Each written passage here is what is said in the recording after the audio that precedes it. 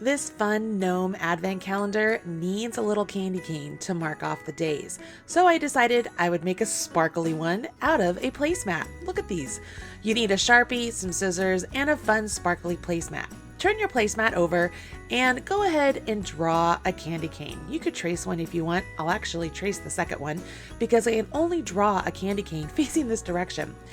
Once you draw that candy cane, snip out that little section so that way it's easier to cut the candy cane out of the placemat. And once that is complete, you now essentially have a template, or you have a candy cane that is facing the opposite direction if you did what I did. Now I'm just going to trace the candy cane on another portion of the placemat. Again, it's on the back because the other side is super sparkly. It's like glitter.